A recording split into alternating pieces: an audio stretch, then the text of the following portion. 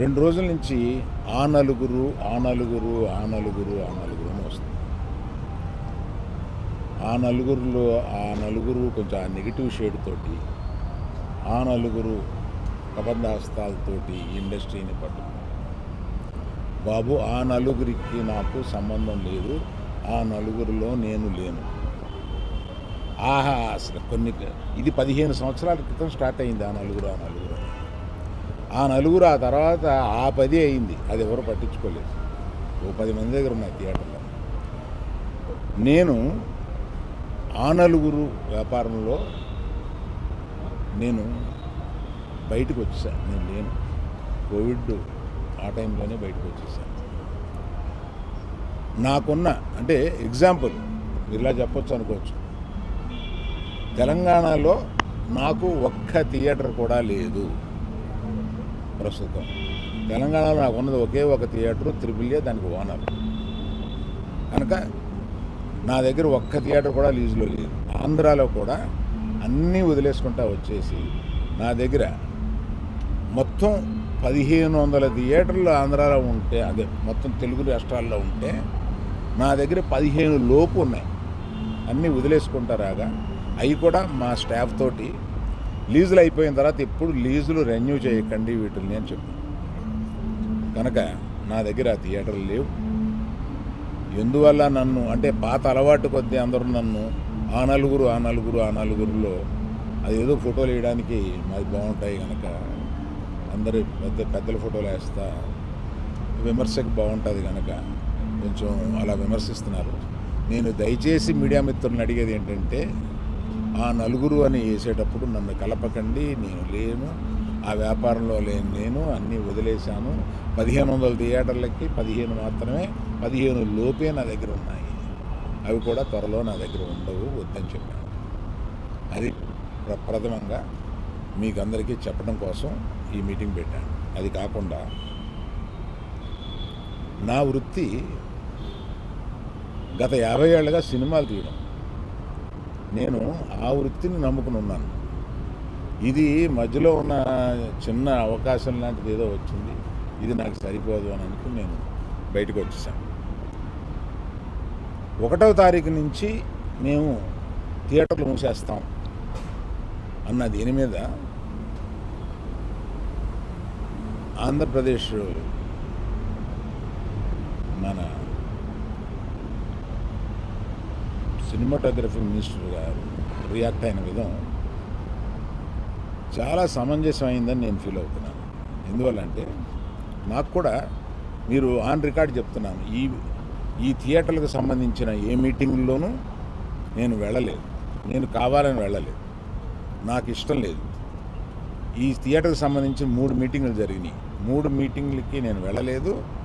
వెళ్ళకపోగా మా గీతా ఫిల్మ్ డిస్ట్రిబ్యూటర్స్ని కానీ other associate మా అరవింద్ గారు మాట్లాడడం జరిగింది. అరవింద్ గారికి ఉన్నది ఆయన ఒక క్లారిటీ ఇచ్చాడు. ఆయన మొత్తంలో అలా 15 థియేటర్లు ఉన్నాయి అని చెప్పడం అది నిజం. చాలామంది ఏమనుకుంటారంటే ఆయన కూడా ఏదో దున్నేస్తున్నాడు, ఆయన ఏదో చేసేస్తున్నాడు. ఆయన క్యూబ్ అనే కంపెనీలో, వాళ్ళు ఎప్పుడో పెట్టిన కంపెనీలో ఆయన పార్ట్ ఆఫ్ ద క్యూబ్. ఇట్లా ఇదే వ్యాపారంలో ఉన్నప్పుడు ఇప్పుడు నేను దిల్ రాజు డ్రీమ్స్ అని కొత్తగా స్టార్ట్ చేస్తున్నాను, కొత్త వాళ్ళ కోసం.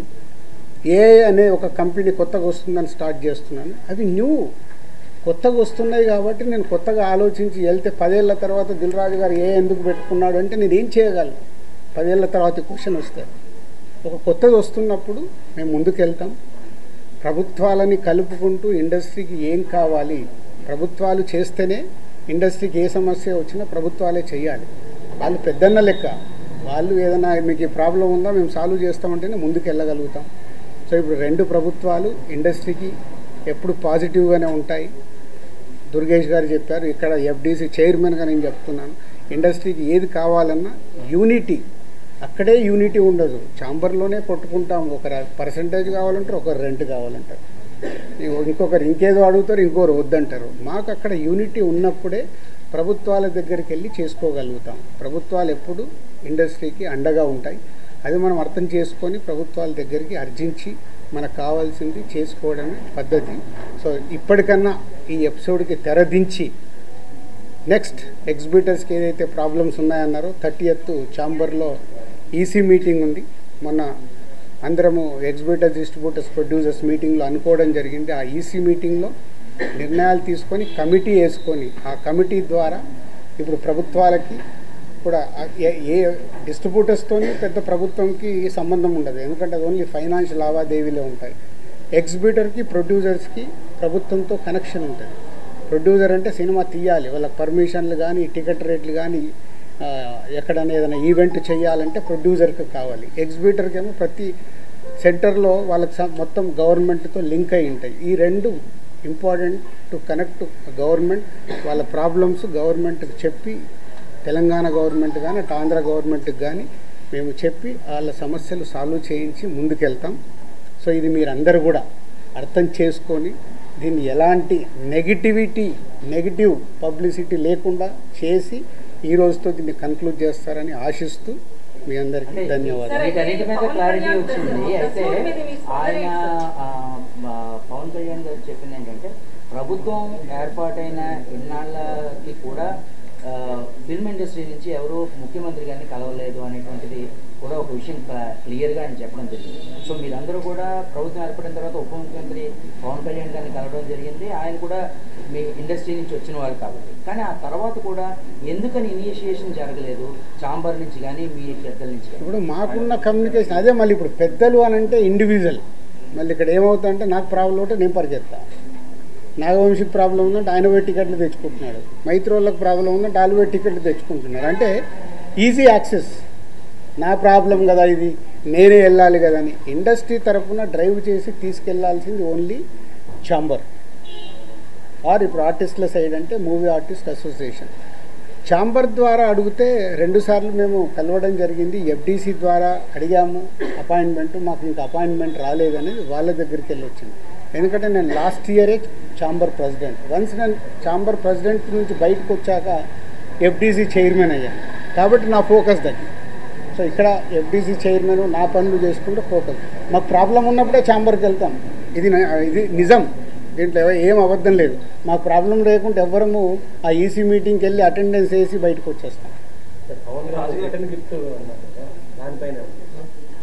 ఇప్పుడు కళ్యాణ్ గారికి ఏదైనా కోపం వస్తే పెద్దన్న అన్నాను కదా, పెద్దన్న తిడతాడు, పడతాము, ఏముంది. వాళ్ళ హర్ట్ అయ్యారు కళ్యాణ్ గారు, హర్ట్ అవుతూ మమ్మల్ని తిట్టే అధికారం వరకు ఉంది కదా, అట్లా ఆలోచిద్దాం. కళ్యాణ్ గారి గురించి నేను 22 ఏళ్ళ నుంచి చూస్తున్నాను. ఆయన కోపం వచ్చినప్పుడు ఆయన కోపపడేలాగా ఎపిసోడ్ జరిగింది, కానీ వారి సినిమానే టార్గెట్ చేశారనేది ఒక నెగిటివ్గా వారి దగ్గరికి వెళ్ళింది. అది కాదు ఇది ఇక్కడ జరిగింది.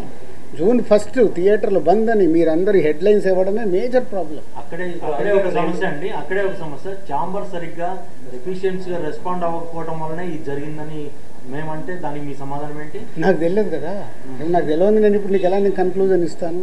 లోపల ఏమి జరిగింది మీకు ఒకటి, మీరందరూ ప్రాపర్గా మీకు కమ్యూనికేషన్. ఎస్, ఇప్పుడు అక్కడి నుంచి ఒక ప్రెస్ నోట్ వచ్చింది.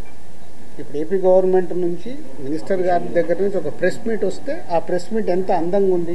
మేము ఛాంబర్ కూడా అదే చెప్తాం, ఏదున్నా పేపర్ మీద ప్రెస్ మీట్ లాగా పంపియండి.